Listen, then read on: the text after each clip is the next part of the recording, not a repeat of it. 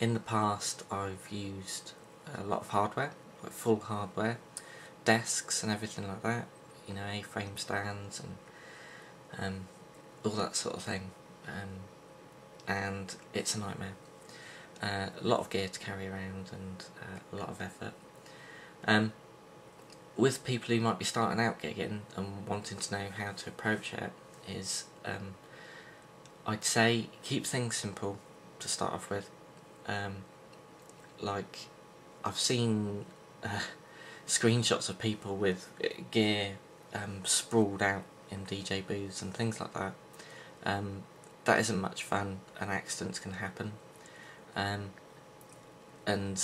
over the years, sort of through the live that I've done, the simpler and less gear that has been taken out, life is much easier. And there's a couple of reasons for it as well.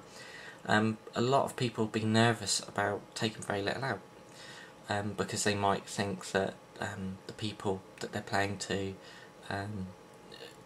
are going to have issues with that, and because they spend a lot of their time hanging around producers, there's a credibility issue going on. To be honest, I would say sort of bollocks to that. You're not playing to producers, you're playing to people who are out in a nightclub to have a night out. They're not really interested in exactly what you're doing, they just want a good night. Obviously you might get people who do have issues with it. Then, you know, are they paying you to play that night? I'm coming from this angle because it's really about what's practical, what's doable. You know, if you're really happy to take bags and bags of gear, let me just run this past you, okay? You've got to pack all this gear up, you've got to get it downstairs from wherever your studio is, you've got to get it into your car or taxi or whatever, you've got to get it to the hotel where you'll be staying probably, or getting it to the venue. You've got to unpack it there, set it up, do your sound check, right?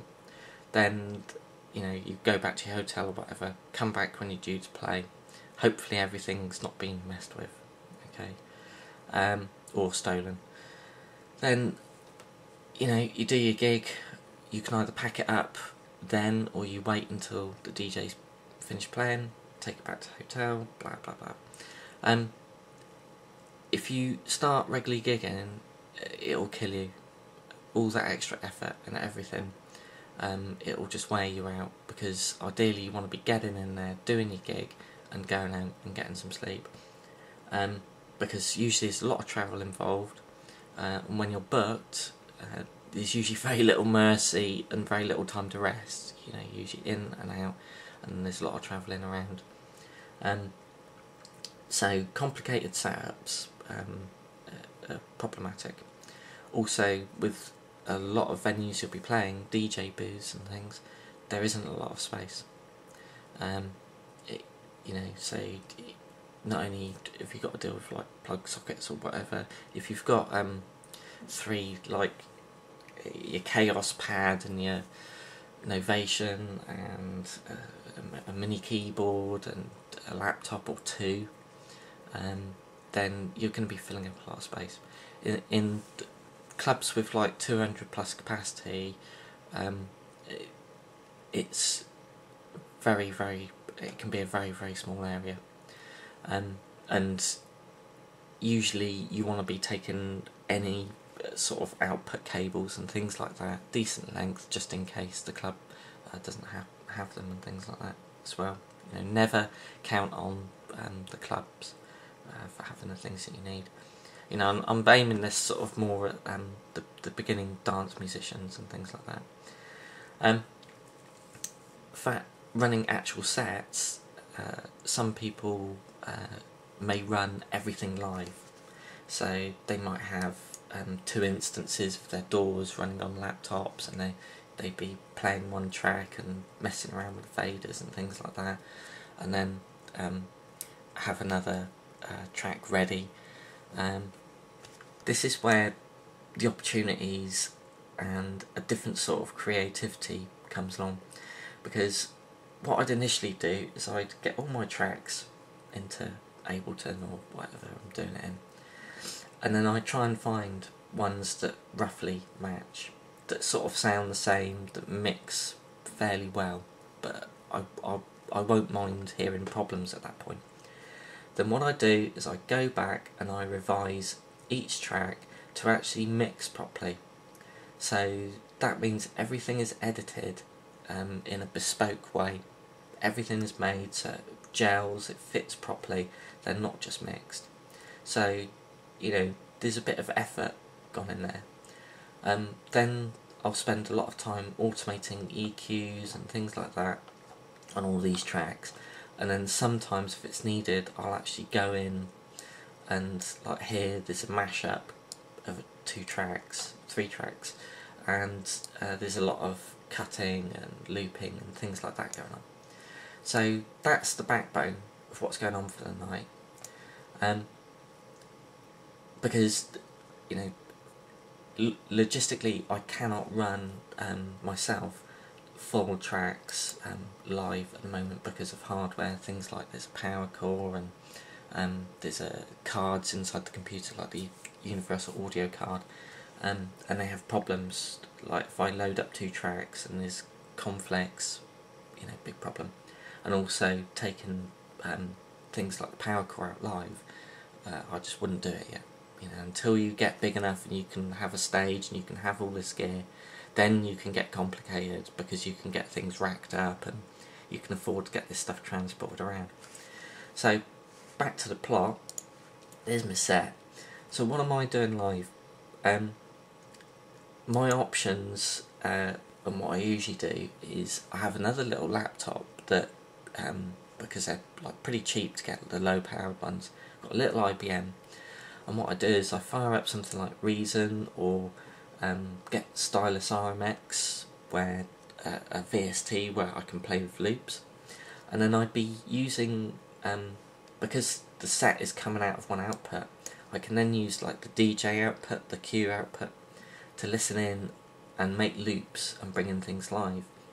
I've also thought about, because the setup is this minimal, is that I can also use a separate DJ mixer to basically create CDs of loops and jams. So I do a lot of jamming at home and things like that, and then when I go live, the pressure's off a little bit, because, you know, you don't want things to mess up, you know, badly, and then I can jam quite freely live. So the options I've got: small laptop, I can do effect sweeps, I can do one shots triggered. To make sure the one shots are triggered in time, is I'd cue something like Reason up and I'd get a simple loop going with a click in the background until it's running in time. But I know, because I know the timings for my set, I know that it's, you know, all safe, I know everything's predictable there. And then, like live, I would start actually just creating a little loop, and then all my one shots would be ready and queued up, and then I can mute them in and out when I need to. But mostly it's having a bit of fun with effects. In the binary stuff, that's completely different. There is a extensive thread on Reddit that you can go into, but basically binary is totally live in the respect that all the material is full on Ableton stems and loops, so everything can be EQ'd and adjusted live. There's a lot of live control as well. They use like the iPad touchscreens, Lemurs, and the Akai as well, to run things, and they're using Macs for the stability side. I mean, I've never had a problem running PCs live, but you know, they can get hot. That's another thing to bear in mind if you're taking laptops. Cooling can become a problem. I mean, in fact, with problems live, there's a wealth of information. You're going to have to bear in mind that you're going to be dripping with sweat. People are dancing, throwing their hands in the air and all that sort of stuff, and you will get showered in sweat and beer. So if you do take a laptop live, make sure that it's fairly rugged, a typical sort of roadworthy type thing, a Toshiba satellite or an IBM ThinkPad, things like that that are meant for business, not for like home use, and they tend to be a bit more robust. So anyway, that's sort of the basics there. Maybe a bit more detail.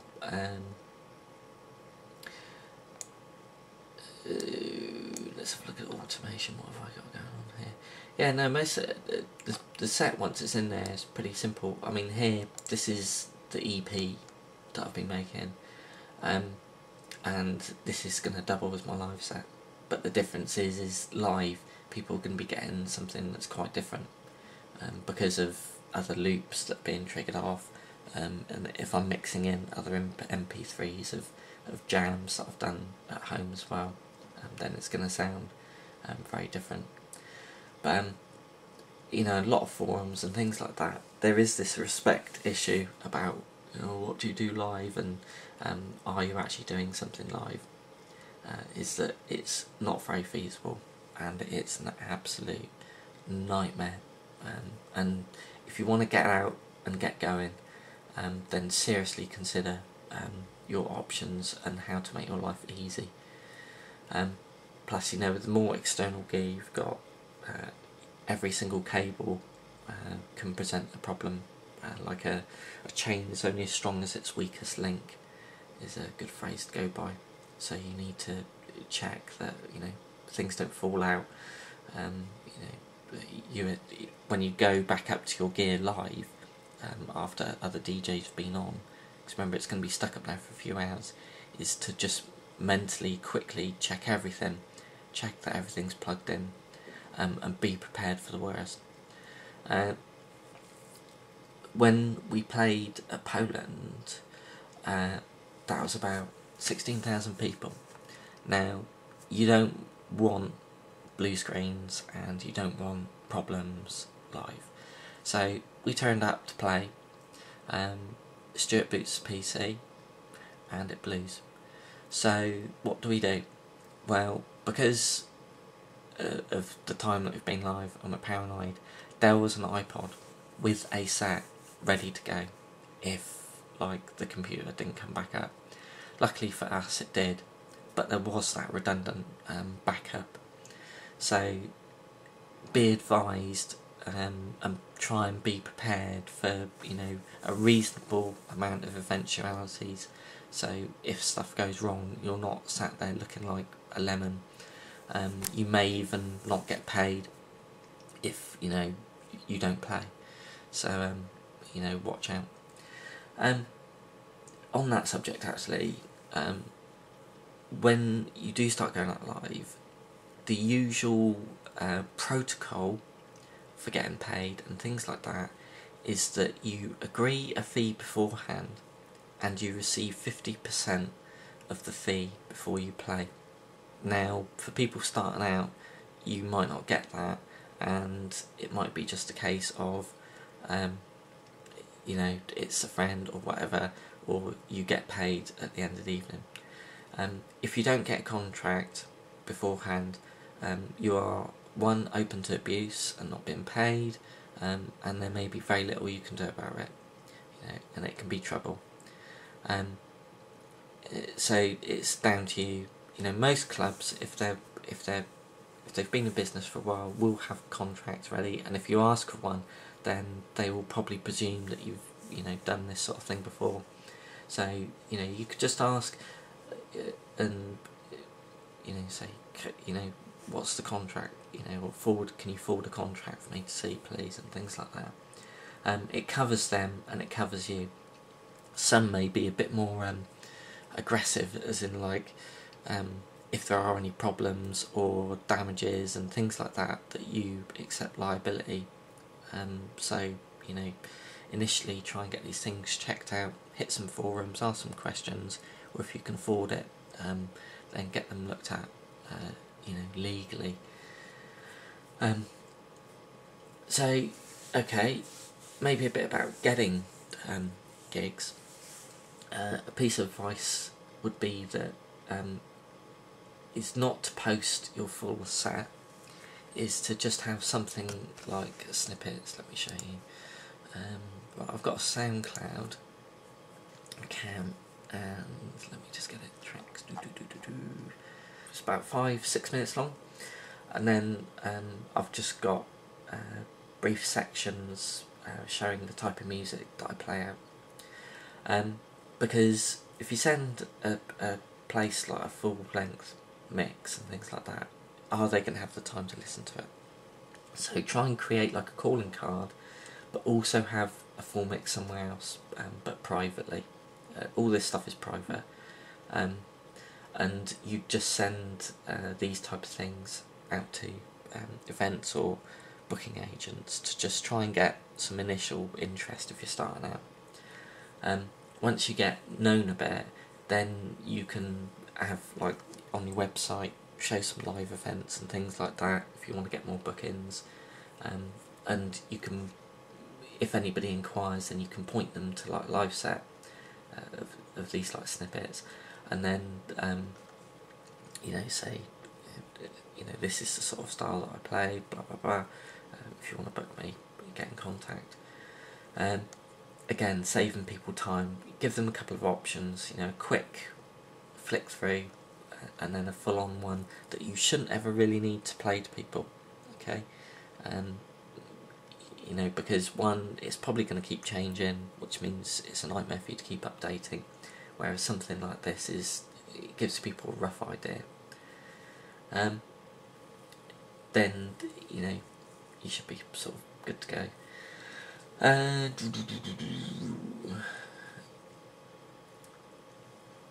Anything else to go over?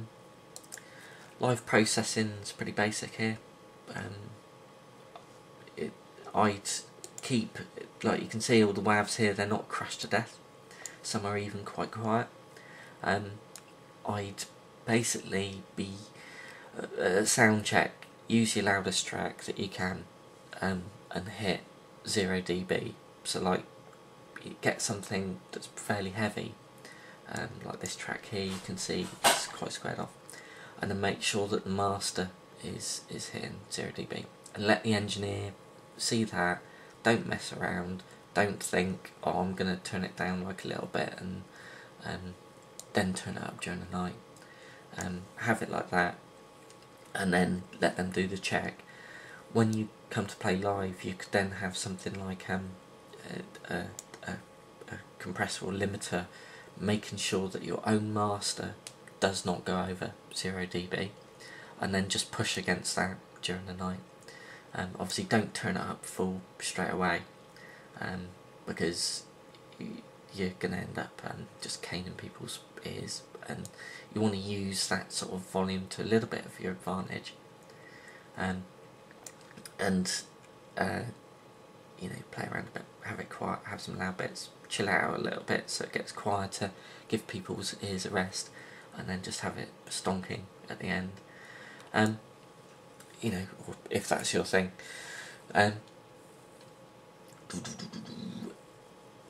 So sometimes the monitoring in live is going to depend on place to place.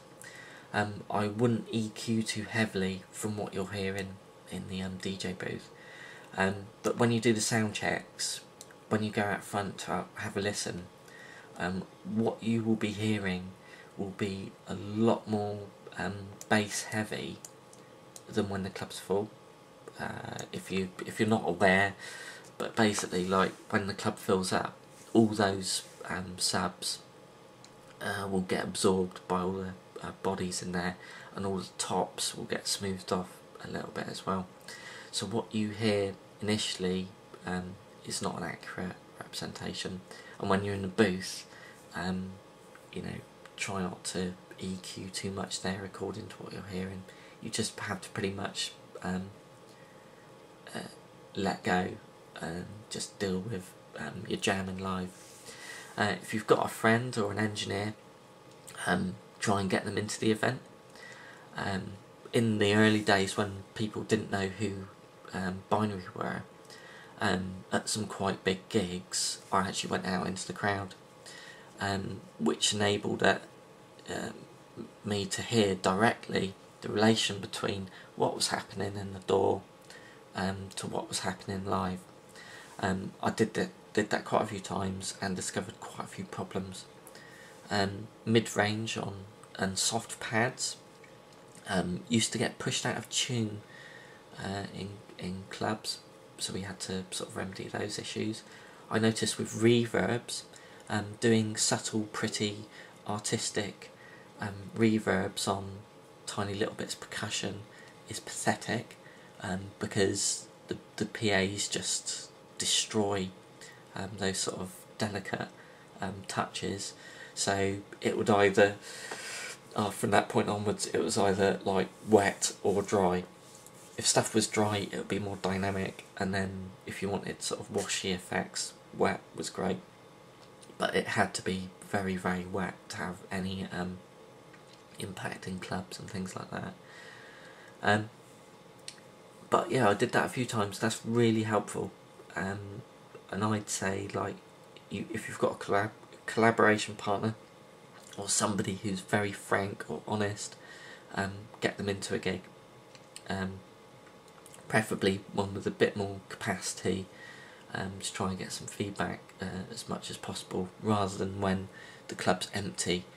You know, you will learn a little bit about your own mix downs and things like that, and don't panic too much, because people have played worse out and probably will play worse out that evening. So don't panic and just take away the experiences and learn. If you need to take notes, do so. Like, pad and a pencil is a great thing to have, even though if you're sat in front of a computer, sometimes it's quicker just to jot things down. Take one with you live, take notes, and as time goes on you'll have to deal with that less and less, but try and learn as quickly as you can, and deal with issues as you find them.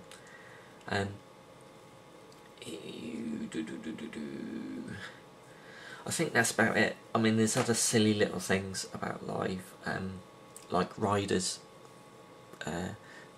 When you start playing bigger clubs, you might get what they call a rider. You get asked what you want and stuff like that, and you know, free drinks and things like that. I'd never drink like live. You get very dehydrated very quickly, and another safety thing, this might seem really stupid, but take your own bottled drinks, or like when you get the rider and things like that, check your bottles are sealed and you keep that drink on you. Never ever leave your drinks unattended, because shit can happen. Even backstage and stuff like that, people might muck around, so you know, be very wary.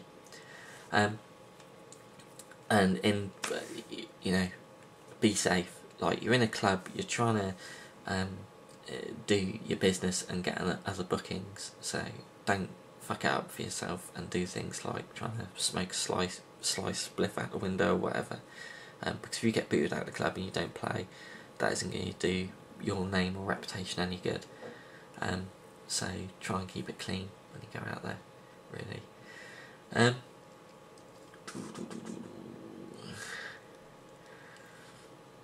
I think that's pretty much about it. I mean, I can go into detail if there's anything else people want to go about, just ask. But that's enough of my rambling.